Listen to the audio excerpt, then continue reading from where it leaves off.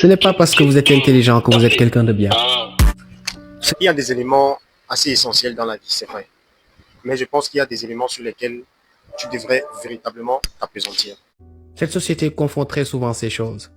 En principe, ces éléments se présentent comme une véritable barrière entre toi et le monde extérieur. Ce que j'aimerais te dire aujourd'hui, c'est de protéger ta santé émotionnelle. Tu sais, le monde dans lequel nous sommes est un monde vibratoire, est un monde énergétique. Mais les gens confondent ces choses.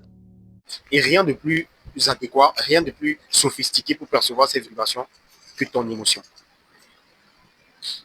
Ta santé émotionnelle est un élément sur lequel tu ne devrais véritablement pas bâtir.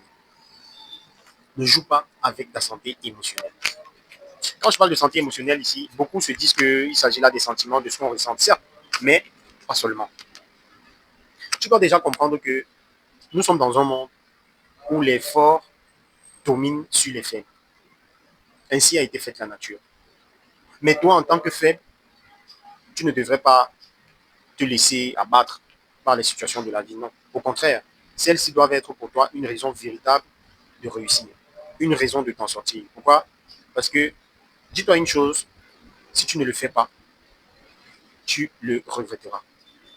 Toujours est-il que d'une manière ou d'une autre, tu feras quelque chose. Mais en principe, le but ici est de faire le bon choix. Ce n'est pas parce que vous parlez bien que vous êtes quelqu'un de vrai. La vie est assez complexe, mais c'est juste beau de vivre. Tu dois toujours te dire cela.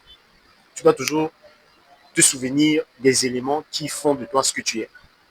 Tu dois toujours te souvenir de ce qui fait de toi ce que tu es. Des gens peuvent réussir, et c'est aujourd'hui très souvent le cas, sans aucune vertu sociale. Évite de te livrer à des combats émotionnels, à des conflits futiles. Parce qu'en réalité, aucun conflit ne résout jamais quelque chose véritablement. Tout conflit laisse des traces. Qu'il soit bon comme conflit ou mauvais. Mais toujours est-il qu'une trace sera laissée. Alors pose-toi une question. Est-ce que cette trace te permettra de réaliser ce que tu estimes vouloir faire?